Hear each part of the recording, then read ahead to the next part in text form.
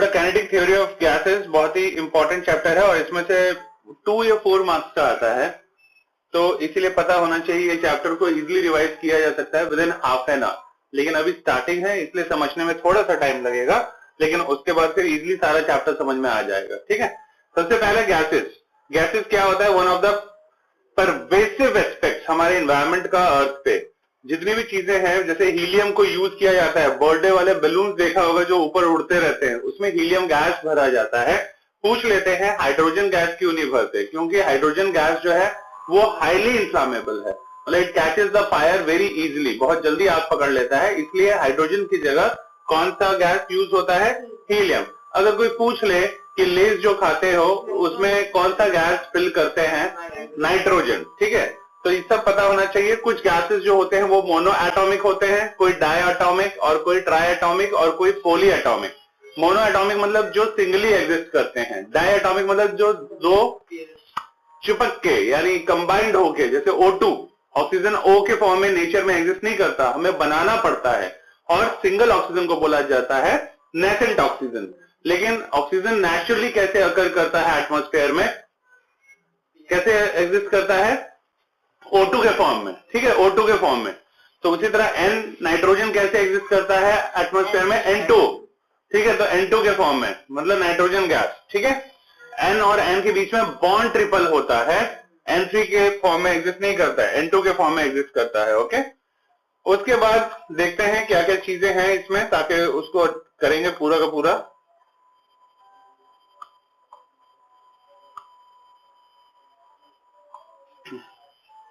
सबसे पहले ऑक्सीजन जो है ये एयर में प्रेजेंट है और सबसे एसेंशियल है लाइफ के लिए, क्योंकि हम जिंदा रहने के लिए कौन सा गैस यूज कर रहे हैं? ऑक्सीजन। ठीक है, उसके बाद जो हवाएं बहती हैं, वो हवाएं बहती कैसी हैं, कैसे है वह? देखो, अर्थ जो है उसके सेंटर से इक्वेटर होके गुजरता है, सन रेज डायरेक्टली पड़ता है इक्वेटर पे। अगर इक्वेटर पे डायरेक्टली पड़ेगा तो वहां का टेम्परेचर ज्यादा हो जाएगा, तो वहां से गैसेस जो है या हवा जो है वहां से ऊपर उठेंगी, गर्म होके लाइट या हल्की हो जाती हैं, और पोल्स पे उतना टेम्परेचर नहीं है क्योंकि स्लैंटिंग तिरछी पड़ती हैं सन रेज, जिसकी वजह से वो ठंडा रहता है। तो जहां पे टेम्परेचर डिफरेंस आ जाता है तो हवाएं बहनी शुरू हो जाती है। ठीक है, और अर्थ रोटेट करते रहता है, हवाएं उसी हिसाब से मूव करती हैं। तो हवा जो है या विंड जो है हमेशा फ्लो होती है हाइयर प्रेशर से लोअर प्रेशर की तरफ। ठीक है, उसके बाद गैसेस जो है बड़ा वो हाईली कंप्रेसिबल है, क्योंकि उसके बीच में इंटरमॉलिक्यूलर डिस्टेंस बहुत ज्यादा है, या अगर दूसरे लैंग्वेज में बात करूं, इंटरमॉलिक्यूलर फोर्स ऑफ अट्रैक्शन, यानी पार्टिकल और पार्टिकल के बीच में जो इंटरेक्शन है वो सबसे कम है, इसलिए वो दूर दूर है। तो जब वो दूर दूर है तो उसको हम जब दबाएंगे, कंप्रेस करेंगे, तो वो स्पेसेस को हम इजीली फिल कर सकते हैं। ठीक है, उसके बाद गैसेस जो है वो थर्मली एक्सपेंडेबल है। इसका क्या मतलब हुआ कि अगर आप किसी गैस को गर्म करते हो तो उसकी काइनेटिक एनर्जी और बढ़ जाती है उन पार्टिकल्स की, और वो गैसेस और ज्यादा तेज दौड़ने लग जाते हैं या मोशन में आ जाते हैं, या उसकी वेलोसिटी इंक्रीज हो जाती है या स्पीड बढ़ जाती है। ठीक है, उसके बाद गैस जो है उसकी विस्कोसिटी भी हाई होती है, मतलब गाढ़ापन, यानी गैसेस जो फ्लो होते हैं, गैसेस फ्लो वो बहुत आसान है एज कंपेयर टू लिक्विड या सॉलिड। मतलब फ्लो तो सॉलिड भी हो सकता है, लिक्विड भी और गैसेस भी, लेकिन गैसेस पार्टिकल के बीच में इंटरेक्शन बहुत कम है, स्पेसेस बहुत ज्यादा है, इसलिए वो इजिली कहीं पे भी फ्लो होते रहता है। ठीक है, जिसको हम दूसरा लैंग्वेज में 9th क्लास में पढ़ते थे डिफ्यूजन, और फिर साथ साथ में ये भी बोल देते थे कि काइनेटिक एनर्जी जो है वो हाई होती है उन गैसेस की। अब जो है सिर्फ और सिर्फ काइनेटिक एनर्जी के बारे में पढ़ेंगे। उसके ज्यादातर गैसेस बेटा उनकी डेंसिटी कम होती है, हल्की होती है। गैसेस जो होता है as compare to solid and liquid हल्की होती है, तो हम बोल देते हैं कि डेंसिटी जो है वो भी क्या कैसी होती है? कम होती है या लो होती है। उसके बाद बेटा गैसेस जो होता है वो इनफाइनाइटली मिक्सेबल होता है, यानी किसी भी प्रपोर्शन में गैस को मिक्स करो, जैसे एयर है, air is a mixture of gases. और मिक्सचर क्यों कहा जाता है? क्योंकि कोई चीज नाप के या मेजर करके नहीं मिक्स है, कोई भी गैस कितने भी अमाउंट में, कहीं मिलेगा ज्यादा कहीं मिलेगा कम। ठीक है, उसके बाद मिक्सेबल मतलब anything which can be mixed, मिलाने योग्य, उसको कहते हैं मिक्सेबल। आपस में मिक्स हो जाती है, मतलब घुल जाती है आपस में, उसको कहते हैं मिक्सेबल।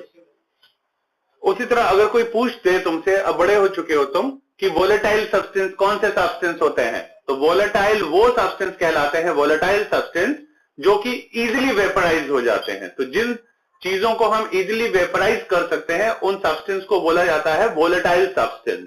ठीक है, तो केमिस्ट्री के लैंग्वेज या फिजिक्स के लैंग्वेज में ये याद रहना चाहिए। वोलेटाइल सब्सटेंस केमिस्ट्री में आ जाएगा जब 12th क्लास में पहुंचोगे तो, या कभी कभी जूनियर क्लासेस में भी कई बुक्स में ये वर्ड आते रहता है, तो बहुत ही कॉमन वर्ड है। बिल्कुल बिल्कुल सही। उसके बाद काइनेटिक मॉलिक्यूलर थ्योरी, अब ये सबसे इंपॉर्टेंट है, यही आता है और अब जब पढ़ेंगे तो तुम्हें ऐसा लगेगा कि हम पहले भी कर चुके हैं, क्योंकि बहुत सारी चीज जो होती है वो बार बार इसलिए पढ़ाई जाती है ताकि वो चीज याद हो जाए, वो मेमोराइज हो जाए। ठीक है, उसके बाद अगर याद है तो अपने मेमोरी में रखना है, it's a very good thing. ठीक है, इसको फुल्ली अंडरस्टैंड करने के लिए वर्ल्ड हमारे आसपास जो है उसमें बहुत सारी चीजें हैं, तो इसमें हमें इस चैप्टर में पढ़ना है बिहेवियर ऑफ गैसेस, कि गैस कैसे कैसे बिहेव करते हैं। ठीक है, सबसे पहले है gas law, mathematical interpretation. Mathematically जो है वो कैलकुलेट किया गया था बिहेवियर ऑफ गैस के बारे में जानने के लिए, कैसे हाफ केटी क्या चीज होती है, kinetic energy half mv square etcetera, ये सारे मैथमेटिकल कैलकुलेशंस हैं जो इस सब चीजों को समझने में हमें हेल्प करता है। तो काइनेटिक मॉलिक्यूलर थ्योरी में सबसे पहले एक single set of descriptive characteristics of substance को क्या कहा जाता है, आइडियल गैस। आइडियल गैस जो है काइनेटिक थ्योरी में एक सिंगल सेट ऑफ कोई डिस्क्रिप्टिव कैरेक्टरिस्टिक्स दे दिया गया है किसी चीज का, कि और उस गैस को मान लिया है कि ये गैस जो है वो आइडियल है।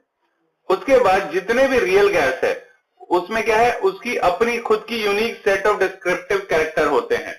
ठीक है, मान लो लार्ज नंबर ऑफ कोई गैस है इस वर्ल्ड में और तुमको यह काम दे दिया गया है कि डिस्क्राइब करो उसमें का हर एक पार्टिकल को इंडिविजुअली, तो बहुत खतरनाक काम होगा, क्योंकि हर एक पार्टिकल की एनर्जी उसको कैलकुलेट करना है, जो कि पॉसिबल नहीं है।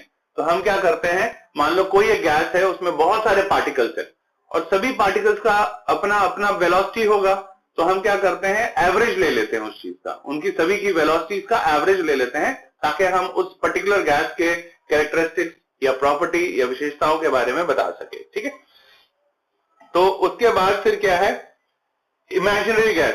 तो लोगों ने, मतलब जितने भी साइंटिस्ट थे उन्होंने डिसाइड किया बेटा कि एक क्रिएट किया जाए एक ऐसा गैस, मतलब वो जो मन में हो, इमेजिनरी गैस, जो कि अप्रोक्सीमेट हो बिहेवियर, मतलब उसका बिहेवियर वैसा ही हो जैसा कि रियल गैस का बिहेवियर होता है। तो उन्होंने मान लिया कि वही एक गैस, और दूसरे वर्ड्स में आइडियल गैस एक ऐसा सब्सटेंस है जो एग्जिस्ट ही नहीं करता इस वर्ल्ड में, मतलब वो हमारे मनगणत चीज है, मनगणत हमने मान लिया है कि ऐसा गैस है जो ऐसा होना चाहिए कि PV is equal to nRT, तो नंबर ऑफ मोल 1 है, तो PV is equal to RT, और ऐसा गैस जो है वो हम क्या कहलाएगा, ideal gas. But in real life ideal gas exist ही नहीं करते हैं। ठीक है, उसके बाद काइनेटिक मॉलिक्यूलर थ्योरी डिस्क्राइब करता है कि जो गैस के बारे में, जबकि use of ideal gas describe करने के लिए सभी रियल गैसेस, मतलब सभी आइडियल गैस जो है वो रियल गैस है, लेकिन सभी रियल गैस जो है वो आइडियल गैस नहीं है। व्हाई? ये क्वेश्चन आ जाता है इस चैप्टर से, कहीं पे भी लिख लेना। ठीक है, कि ऑल रियल गैसेस, मतलब और आइडियल गैस जो है वो रियल गैस हो, और रियल गैस आइडियल गैस नहीं हो सकता, बल्कि सभी आइडियल गैस जो है वो रियल गैस हो सकते हैं। ठीक है, तो रियल गैस का जो है कैरेक्टरिस्टिक्स वो ऑलमोस्ट थोड़ा सा पास होगा, लेकिन कुछ कुछ उसमें एरर भी होगा। तो 3 बेसिक एजम्पशन काइनेटिक थ्योरी का जो अप्लाई होता है गैस में, पहला क्या होता है कि गैस जो है, बोला गया कि वो बहुत सारे पार्टिकल्स का बना हुआ है, यूजुअली एटम्स या मॉलिक्यूल्स का। दूसरा चीज क्या बोला गया कि वो जो पार्टिकल्स है वो बहुत ही छोटे छोटे हैं, और छोटे छोटे उनका शेप कैसा कैसा है, स्फेरिकल। ठीक है, उसके बाद फिर बोला गया सेकंड पॉइंट में कि इनसिग्निफिकेंट वॉल्यूम, कि वॉल्यूम कोई मायने नहीं रखता है, क्योंकि गैसेस जो है उसका वॉल्यूम चेंज होते रहता है। तो क्योंकि सभी पार्टिकल्स जो है वो आपस में एक दूसरे से बहुत दूर है, तो सभी एक ही जगह इकट्ठे नहीं हो सकते, तो हम कलेक्टिवली उनका वॉल्यूम नहीं उठा सकते। थर्ड क्या बोला गया, कोई अट्रैक्शन या रिपल्शन पार्टिकल्स के बीच में नहीं होता है गैसेस पार्टिकल्स। ऐसा क्यों? क्योंकि पार्टिकल्स दोनों ही बहुत दूर दूर है, तो अगर दूर दूर है तो उनके बीच में ना ही अट्रैक्शन होगा और ना ही रिपल्शन होगा। ठीक है, सेकेंड पॉइंट, पार्टिकल जो गैस में होते हैं वो बहुत मूव करते हैं बहुत तेजी से, बहुत तेजी से मूव कर रहे होते हैं तो हम बोल सकते हैं उनका मोशन कैसा होता है, रैंडम मोशन होता है। और हमेशा जो है स्ट्रेट लाइन में फॉलो करे, वो चेंज करे डायरेक्शन तभी जब वो एक दूसरे से टकराए। मतलब जितने भी गैसेस है ऐसा मान लिया गया है कि सभी एक ही डायरेक्शन में मूव कर रहे होते हैं, और जब एक दूसरे से पार्टिकल टकराते हैं तभी वो अपना डायरेक्शन चेंज करते हैं, ठीक है, या किसी दूसरे ऑब्जेक्ट से जाकर टकराएंगे तब अपना डायरेक्शन चेंज करेंगे।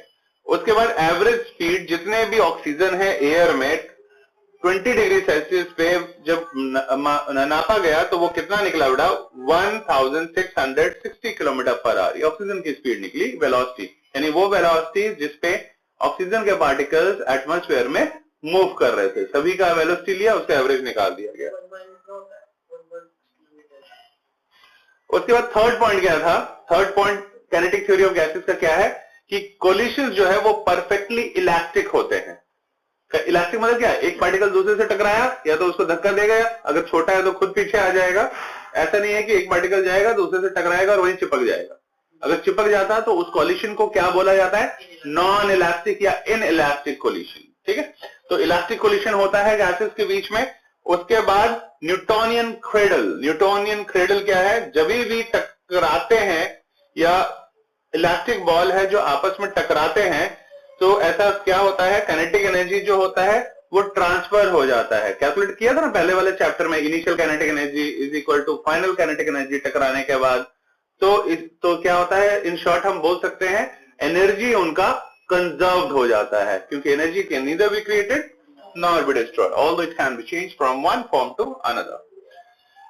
क्यों बॉल जो होता है, ये भी क्वेश्चन आ जाता है, क्यों बॉल फाइनली जो है स्टॉप हो जाता है स्विंग होने के बाद। या फिर मान लो एक बॉल को एक बंधा हुआ है वो थ्रेड से ऐसे हिला दोगे तो मोशन में आ जाएगा, हिलते रहेगा हिलते रहेगा हिलते रहेगा और फिर वो रेस्ट पे आ जाता है। तो ऐसा होता क्यों है, तो क्योंकि काइनेटिक एनर्जी जो है वो टकराया, उसके बाद वो धीरे धीरे धीरे फ्रिक्शन की वजह से वेलोसिटी कम होते जाता है, कम होते जाता है, और फिर वो जितना स्टार्टिंग में एनर्जी था उसका दोबारा उतना ही एनर्जी उस ऑब्जेक्ट में कंजर्व हो जाता है, ठीक है।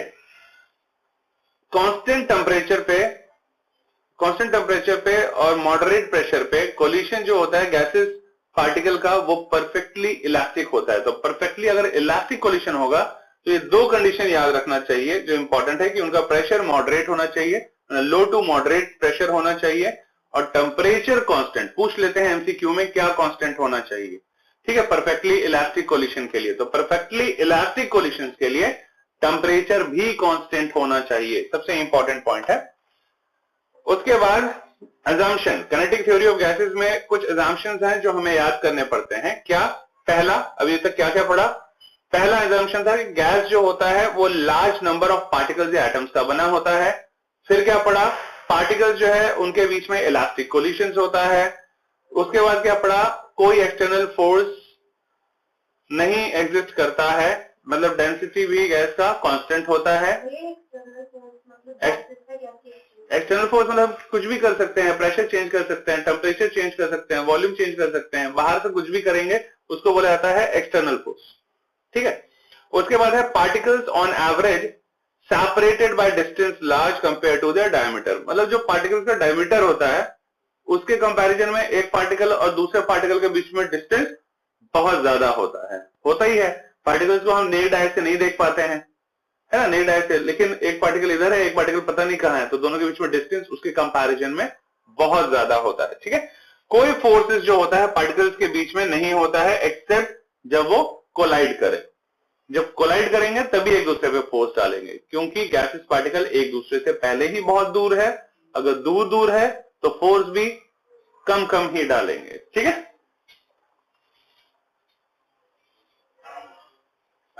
उसी क्वेश्चन को घुमा के पूछ सकते हैं कि रियलिटी में बॉल कोई बाउंस करेगा तो बाउंस करते करते करते करते करते फिर नीचे बाउंस करना बंद कर देता है, तो इट लूजेस इट्स एनर्जी, है ना। काइनेटिक एनर्जी फाइनली चेंज हो जाता है पोटेंशियल एनर्जी में, ठीक है। अब बाउंसिंग बॉल कैसे अपना एनर्जी लूज करता है, ये क्वेश्चन अक्सर पूछ लिया जाता है। ये वैसा ही क्वेश्चन है कि अगर कोई भी चीज बॉल अगर थ्रेड से टांगा हुआ है तो बाद में अगर मोशन में ले आ देंगे ऑसिलेटरी मोशन में, तो धीरे धीरे धीरे धीरे करके वो फिर से मीन पोजीशन पे कैसे आ जाता है। उसका रीजन भी यही होगा, अगर बॉल पूछ दिया घुमा के कि बाउंस करता है, इलास्टिक है, फिर बाउंस करते करते करते करते फिर से वो बाउंस करना बंद कैसे नहीं करता है। तो दोनों के ही केसेस में यही होगा। कौन कौन सी चीजें हैं जो ऐसा करने पे मजबूर करती हैं?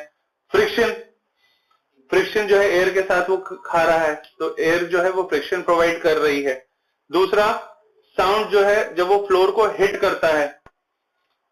उसके बाद deformation of the ball, ball या तो जब टकराता है ऊपर से नीचे तो थोड़ा सा डिफॉर्म हो जाता है, मतलब रबड़ की बॉल है, जब नीचे टकराएगा ऊपर से नीचे फेंकोगे बॉल को तो वो स्फेरिकल नहीं रहेगा, थोड़ा नीचे से दब जाएगा।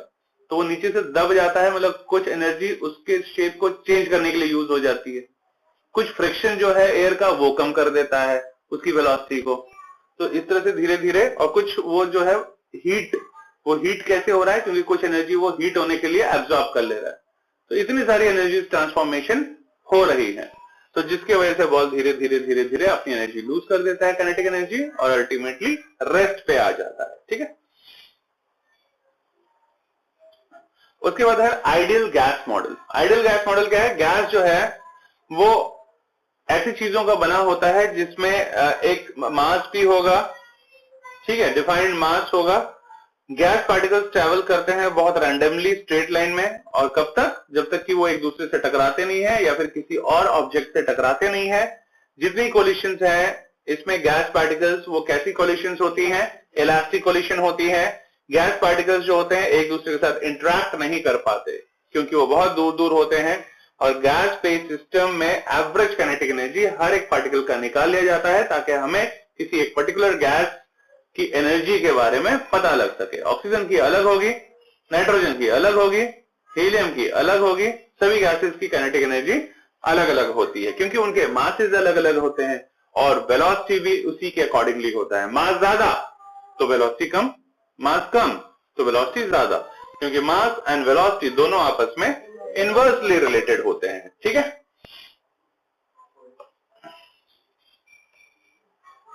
अब ये सबसे इंपॉर्टेंट है kinetic molecular theory. Ideal gas का ये क्या बोलता है? जो अभी तक किया है वही बोलता है, उसमें वो कोई अलग चीज नहीं बोलेगा।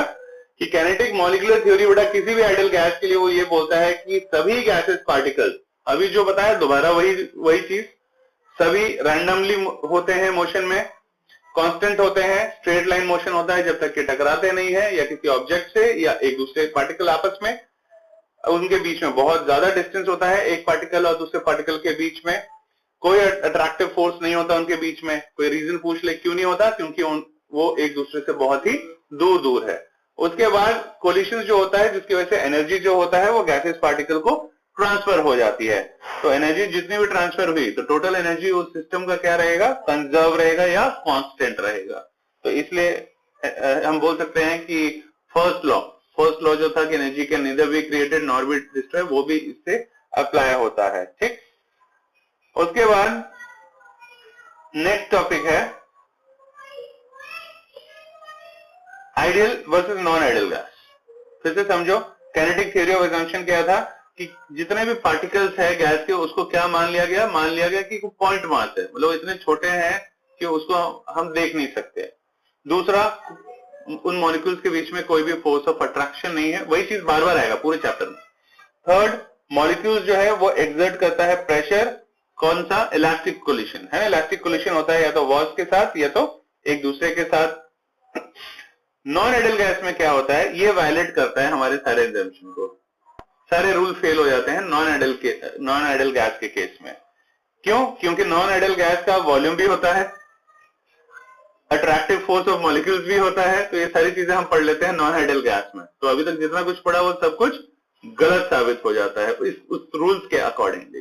किसके लिए? नॉन आइडियल गैस के लिए, तभी उसका नाम है नॉन आइडियल गैस। अब है डिविएशन फ्रॉम आइडियल बिहेवियर, कि आइडियल बिहेवियर से नॉन आइडियल बिहेवियर में कैसे चेंज हो सकता है। एक रियल गैस वो ज्यादातर देखने में आइडियल गैस जैसा ही लगता है, लेकिन रियल गैस जो होता है वो लो प्रेशर पे एंड हाई टेम्परेचर पे बिहेव करता है like a ideal gas. High pressure में गैस पार्टिकल्स क्या होगा? जब प्रेशर बढ़ाओगे तो गैस पार्टिकल्स आपस में पास आ जाएगा, तो आपस में पास आ जाएगा तो उसका वॉल्यूम क्या हो जाएगा? इंक्रीज हो जाएगा। ठीक है, और लो टेम्परेचर करोगे तो गैस पार्टिकल्स जो होगा उसकी काइनेटिक एनर्जी भी कम हो जाएगी, और अगर उसकी काइनेटिक एनर्जी कम हो जाएगी तो पार्टिकल्स के बीच में अट्रैक्टिव फोर्स कुछ ज्यादा आ जाएगा, क्योंकि वो पास पास आ गए हैं, तो उनके बीच में अट्रैक्टिव फोर्स भी बढ़ जाएगा। Example, dry ice, liquid oxygen और नाइट्रोजन, तीनों ही चीजें ऑर्गन्स को या मेडिकल फील्ड में चीजों को ठंडी रखने के लिए यूज में आता है। अगर तो इसके लिए बता दूं मैं, ड्राई आइस तो पता ही है, ड्राई आइस का दूसरा नाम क्या है, केमिकल नेम पूछ लिया जाता है कई बार 1 मार्क्स में, इट्स सॉलिड कार्बन डाइऑक्साइड। तो सॉलिड कार्बन डाइऑक्साइड को ही ड्राई आइस भी कहा जाता है। लिक्विड ऑक्सीजन और लिक्विड नाइट्रोजन इतने ठंडे होते हैं कि अगर तुमने 10 सेकंड के लिए अपनी उंगली डुबो के रख ली इसमें तो उंगली काटनी पड़ जाएगी, है ना। तो इतनी खतरनाक चीज है। तो जब ऑर्गन या हार्ट ट्रांसप्लांटेशन होता है, एक बोलते हैं ना कि ड्रोन से पहुंचाया गया एक या प्लेन से पहुंचाया गया, तो उसको उसी की कंडीशन में मेंटेन रखने के लिए इसी में डाल के पहुंचाया जाता है, लिक्विड नाइट्रोजन में।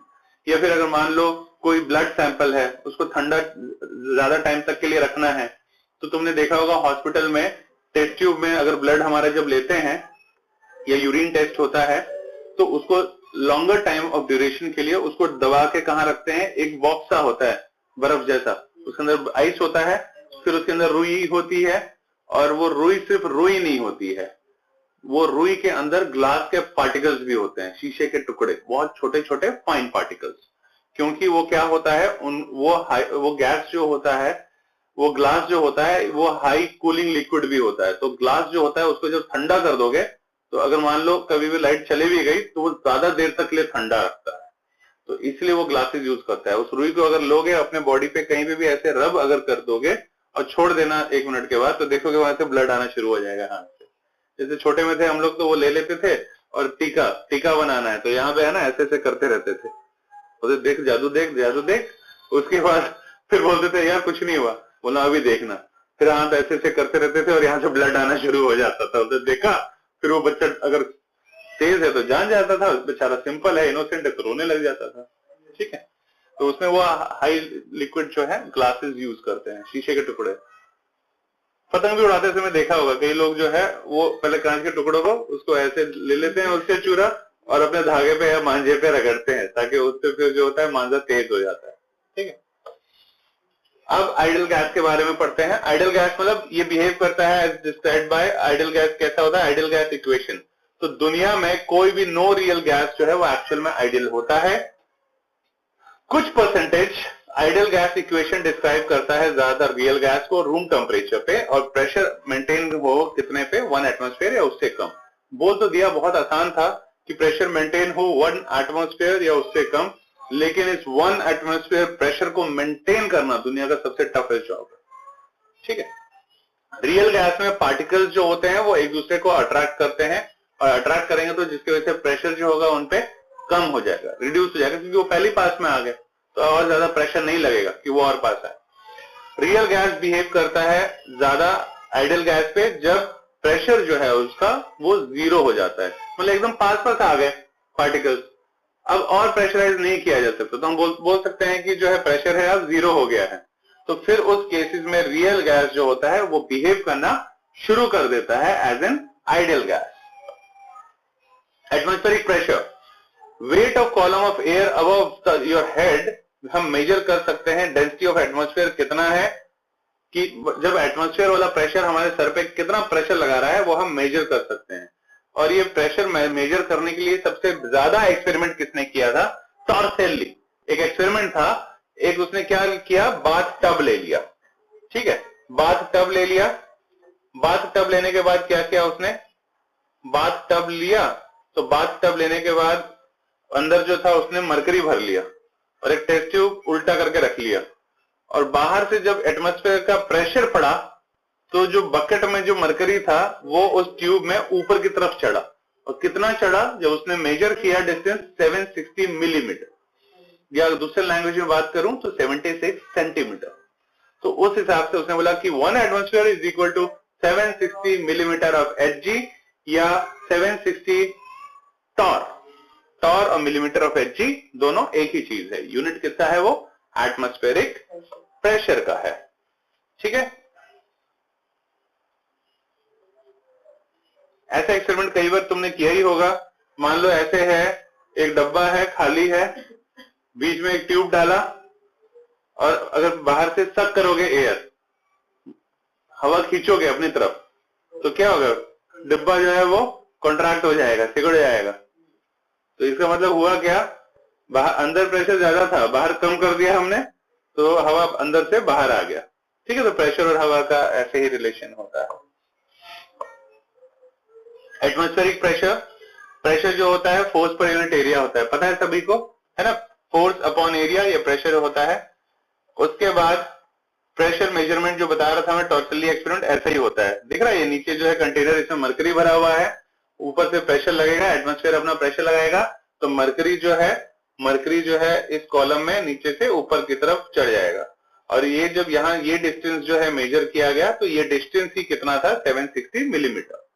760 मिलीमीटर मतलब 76 सेंटीमीटर। फिर उन्होंने बोल दिया कि भाई 1 एटमॉस्फेरिक प्रेशर जो लगता है तो वो किसके बराबर हो जाता है, 760 मिलीमीटर ऑफ Hg के बराबर हो जाता है। Nature of gas, atmospheric pressure जो है collision of air molecule with object, decrease as you climb mountain because the air layer thins out as elevation increases. Vaishno Devi जाओगे, कई बार कई लोग बीमार पड़ जाते हैं तो बोलते हैं जी हवा चेंज करना है, इनको पहाड़ों पे ले जाओ, कहीं मनाली घुमाने, है ना, ऐसे बोलते हैं।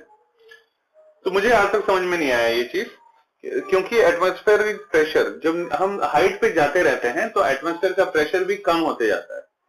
तो अगर एयर प्रेशर कम होते जाएगा तो जिसकी वजह से हवा जो है वो और पतली होते जाती है। हवा जो है, हवा का अमाउंट कम हो गया तो ऑक्सीजन का अमाउंट भी कम हो जाएगा। ऑक्सीजन का अमाउंट कम हो जाएगा तो हमारे लंग्स को तो ज्यादा ऑक्सीजन चाहिए ताकि हम हेल्दी रहे, तो कम ऑक्सीजन का क्या फायदा।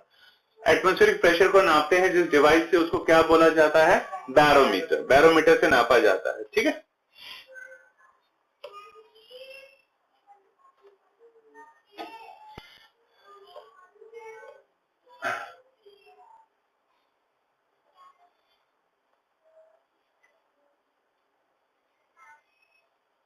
अब है मैनोमीटर। मैनोमीटर क्या नापता है, प्रेशर डिफरेंस।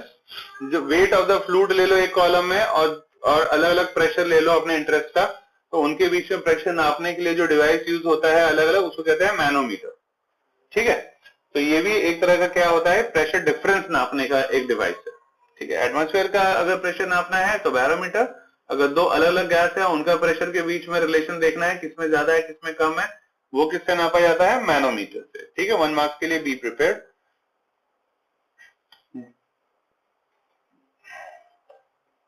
ऐसा होता है मैनोमीटर।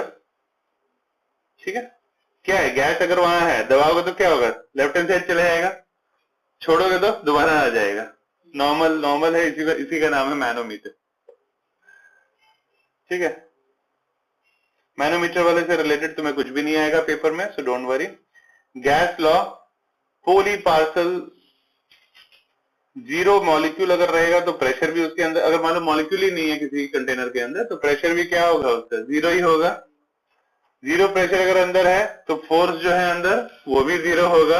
पता है ना, अगर अंदर मान लो खाली कंटेनर दे दिया मैंने तुम्हें, अंदर वैक्यूम क्रिएट करके, कोई गैस नहीं है तो वो प्रेशर जीरो, प्रेशर जीरो है तो फोर्स भी जीरो। ठीक है, गैस लॉ वेरिएबल्स कौन कौन से होते हैं, गैस लॉ वेरिएबल्स मतलब वो कौन कौन सी चीजें हैं जिसको अगर हम चेंज करते हैं तो उसका नेचर भी चेंज होता है। तो ये 4 चीजें हैं, टेम्परेचर, प्रेशर, वॉल्यूम, मोल्स। अगर हम इनको चेंज करेंगे, क्योंकि हमें पता है PV इक्वल टू nRT, तो या P चेंज करें या V चेंज करें या N चेंज करें या R चेंज करें या T चेंज करें, R तो कर नहीं सकते क्योंकि गैस कांस्टेंट है। टेम्परेचर भी किसी किसी केस में कांस्टेंट होता है, किसी किसी केस में कांस्टेंट नहीं भी होता है। ठीक है, केल्विन और डिग्री सेल्सियस में क्या रिलेशन होता है ये पता होना चाहिए। डिग्री सेल्सियस में ऐड कर दिया जाता है 273 तो केल्विन में चेंज हो जाता है। अगर करेक्ट बताऊं तो 273.16 होता है, लेकिन हम राउंड ऑफ करके 273 ले लेते हैं। ठीक है, तो 273 ले लेते हैं, करेक्ट आ जाता है। काइनेटिक मॉलिक्यूलर थ्योरी, हर पार्टिकल गैस स्टेट सिस्टम में उसका अपना खुद का काइनेटिक एनर्जी होता है। एवरेज काइनेटिक एनर्जी सभी पार्टिकल्स का सिस्टम में वो यूज किया जाता है, किसी एक पार्टिकल के बारे में बात नहीं करते इसलिए हम, क्योंकि एक पूरा गैस जो होता है बहुत मिलियन ऑफ पार्टिकल से बने होते हैं, तो उतने सारे पार्टिकल्स को पकड़ पकड़ के उनकी एनर्जी निकालना इज वेरी टफ। तो हम 5-6 का पकड़ लेते हैं, उसकी एनर्जी निकाल लेते हैं और फिर अनुमान लगा लेते हैं। एजम्पशन जहां भी आएगा तो सोचना इट्स नॉट इन रियल में वो चीज करना पॉसिबल नहीं है, पर हम मान लेते हैं। इस वजह से मुझे आज तक ये नहीं पता लगा कि सभी ने कैसे कैलकुलेट किया कि एटमॉस्फेयर में 21% ऑक्सीजन होता है, 78%। तो वो भी मान के कर लिया गया कि मान लो पूरा अर्थ है, उसके आसपास इतनी लेयर है, तो इतना ऑक्सीजन होगा वॉल्यूम, तो उसमें से फिर जो है इतने लोग रहते हैं, तो पता नहीं कौन सा पैरामीटर से उन्होंने कैलकुलेट कर लिया कि 21% ऑक्सीजन है, 78%। मुझे लगता है प्लांट के हिसाब से कैलकुलेट कर लिया होगा कि इतने परसेंट, क्योंकि याद करो फॉरेस्ट से जो कवर्ड है पूरा अर्थ, वो भी कितना परसेंट है, 21%। तो उन्होंने सोचा 21% पेड़ है तो कुछ तो वेस्ट भी हो जाता होगा, तो 20%, तो 20% ऑक्सीजन है एटमॉस्फेयर में। लेकिन अब जो एजम्पशन ले लिया गया है, मान लिया गया, हम भी वही फॉलो करते हैं, हम एक रट्टा मारू बन चुके हैं। ठीक है, हो सकता है फ्यूचर में जाकर तुम डिस्कवर कर दो कि नहीं, ऑक्सीजन 78% होता है, नाइट्रोजन 21% होता है। ठीक है, या ये हो सकता है कि उन्होंने 15-20 चीजें या 100-200 चीजें या 1000-2000 चीजें पकड़ी हो, फिर उसमें से निकाला हो क्या क्या चीजें निकल रही हैं, फिर उसका एवरेज ले लिया हो और फिर उसके बेसिस पे उन्होंने परसेंटेज बता दिया हो। ऐसा भी हो सकता है। This is not known to me, तो इसलिए मैं गलत इंफॉर्मेशन नहीं दूंगा। प्रेशर वेरिएबल जो है उसको रिप्रेजेंट किया जाता है P से, पता है ना सभी को? Very good. Pressure is equal to force upon area. बस आज के लिए इतना ही बेटा, बाकी हम कल कवर करेंगे।